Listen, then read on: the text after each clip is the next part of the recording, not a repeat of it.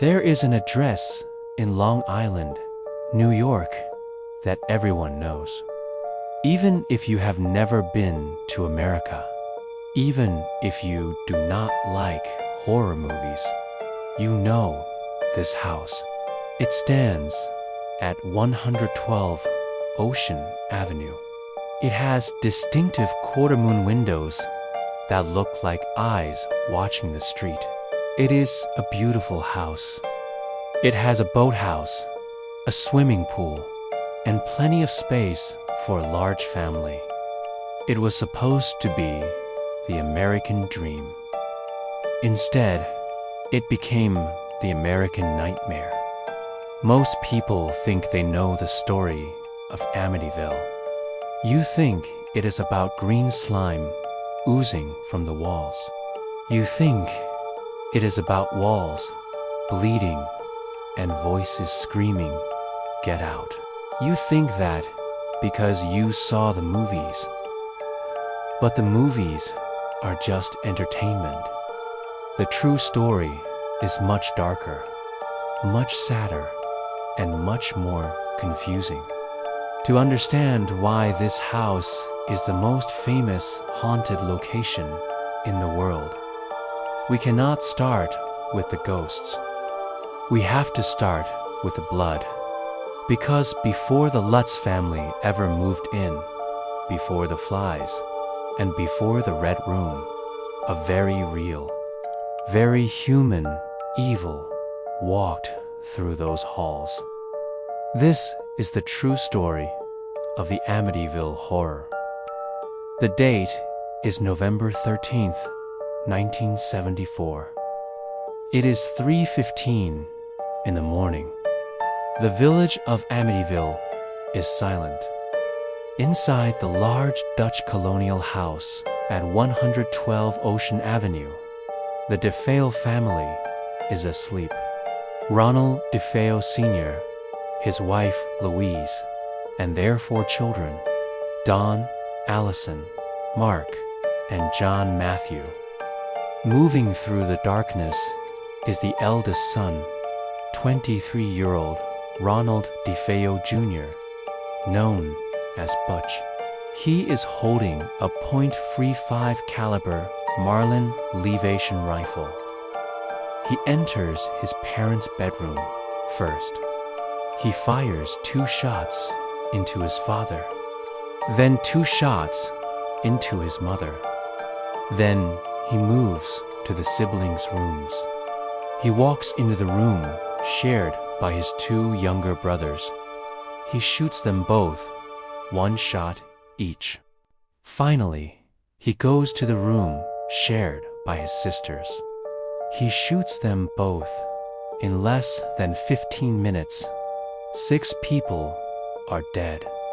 The entire family is wiped out. But this is where the mystery begins. This is the detail that still keeps police officers awake at night. A .35 caliber rifle is loud. It sounds like a cannon going off. In a quiet neighborhood at 3 a.m., the sound should have woken up the entire street. Yet, nobody heard anything. The neighbors only reported hearing the family dog barking, and it gets stranger. Inside the house, all 6 victims were found lying face down in their beds. There were no signs of struggle, no signs that they had been drugged. The toxicology reports came back clean. Think about that. If you heard a gunshot in the room next to you, would you stay asleep? Would you stay lying face down? Or would you jump up? Would you hide? Would you run? Not one of the DeFeo family members moved. It was as if they were paralyzed. It was as if something was holding them down in their beds while the killer moved from room to room. Ronald DeFeo Jr. eventually confessed. He claimed that voices in the house told him to do it.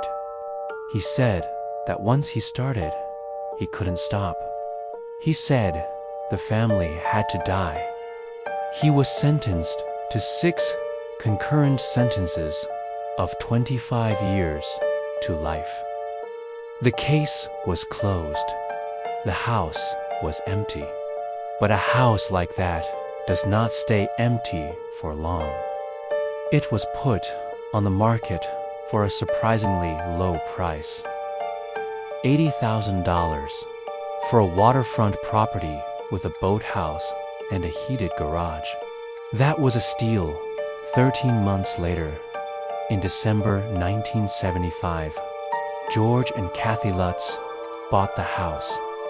They knew about the murders. The real estate agent told them. But George and Kathy were not superstitious. They were a young couple with 3 children and a dog. They needed the space. They thought that ghosts were just stories for children. They thought they could handle the past. They were wrong. They moved in on December 18th, 1975. They moved out on January 14th, 1976. They lasted exactly 28 days. So, what happened in those 28 days to make a grown man abandon his home, his investment, and all his possessions and run for his life? According to George and Kathy, the horror started the day they moved in. Because they were religious, they asked a Catholic priest, Father Ray Pecoraro, to come and bless the house. This is a part of the story that has been debated for years. But the priest himself went on camera and confirmed it. He said that as he was sprinkling holy water in the sewing room, he heard a deep, masculine voice right behind his ear. The voice said just one word, "Get out." The priest turned around. There was no one there. He later told George Lutz, "Do not use that room as a bedroom. Do not let anyone sleep in there." But the family didn't listen. They settled in, and slowly, the house began to change them. The first thing they noticed was the cold. It was the middle of winter, but there were spots in the house that the heating couldn't reach. No matter how high they turned up the thermostat, certain rooms remained freezing. Then came the smells. The family would be sitting in the living room, and suddenly the air would fill with a stench of old perfume, or worse, the smell of excrement and rotting flesh. Then, just as quickly as it came, the smell would vanish. But the most disturbing change was happening to George Lutz himself. George was a hard-working man. He owned a land surveying company. He was known for being clean-shaven and organized. But within days of moving into 112 Ocean Avenue, he stopped washing. He stopped going to work. He started waking up every single night at exactly 3:15 a.m. Does that time sound familiar? 3:15 a.m. was the estimated time that Ronald DeFeo murdered his family. Every night, George would wake up at that exact minute. He would feel compelled to go downstairs and check the boathouse. He felt an intense, burning anger. He started snapping at his children. he started drinking heavily. He said he felt like he was being watched, and he wasn't the only one. Kathy Lutz, his wife, started having nightmares. She dreamed about the murders. She could see the order in which they happened. She would wake up screaming, convinced that someone was in the room with a gun. Sometimes, when George looked at Kathy, he said he didn't see his wife. He saw an old woman. He said her face would transform in front of his eyes. She would age 90 years in a second, her hair turning white, her skin wrinkling, and then she would turn back. But the children saw things too. And this is where the story introduces its most famous character. Jody, the youngest daughter, Missy, began talking to an imaginary friend. She called it Jody.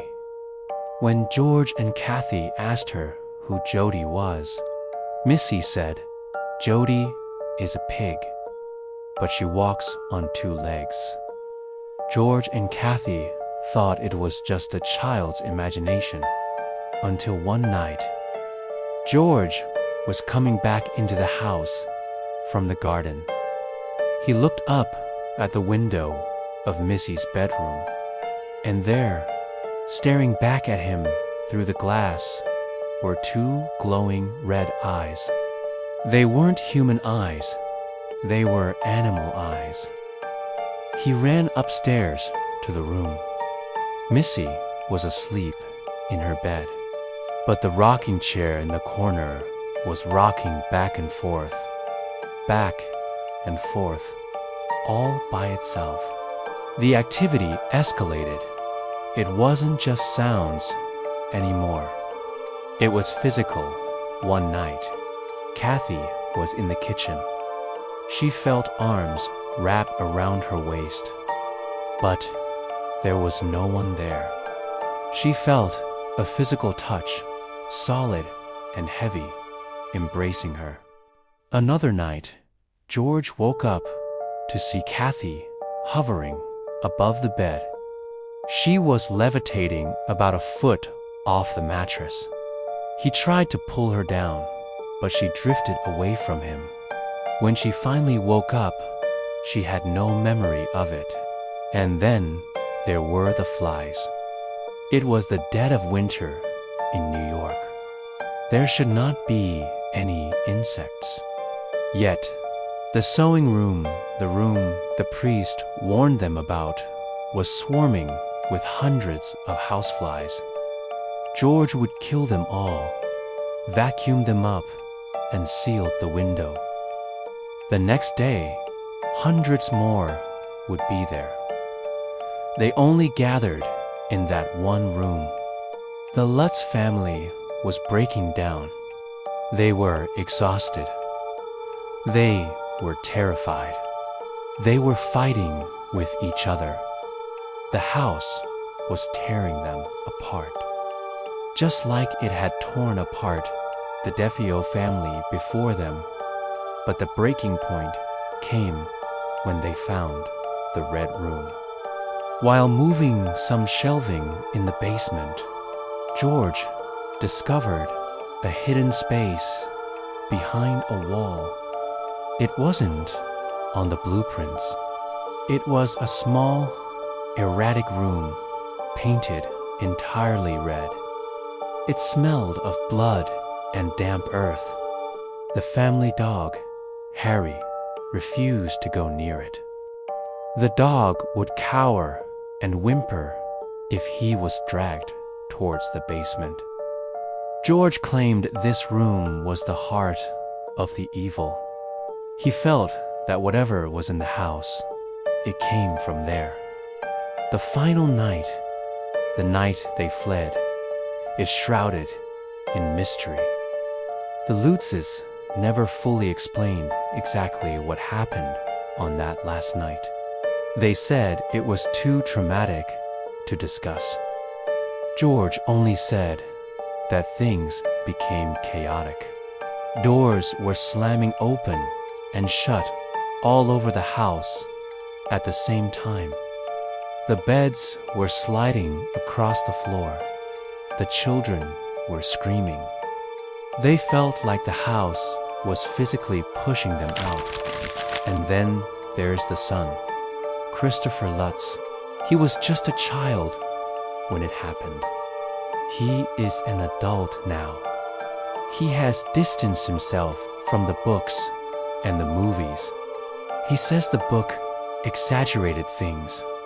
He says there was no green slime. But he insists that the haunting was real. He says he saw the shadows. He says he felt the fear. He says that living in that house ruined his father's life. Why would he lie now? He has nothing to gain. Perhaps the most terrifying theory is not that the house is haunted, but that the house is a battery. Think about the energy required to murder 6 people in cold blood. Think about the terror of the children in those final moments. Think about the anger and the madness of Ronald DeFeo. Maybe that energy didn't just disappear. Maybe it soaked into the wood, into the walls, into the floorboards.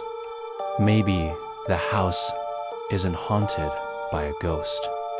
Maybe it is haunted by a memory so violent that it replays itself over and over again, infecting anyone who tries to live there.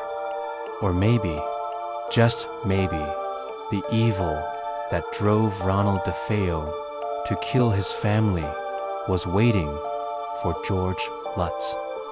Maybe it wanted another tragedy.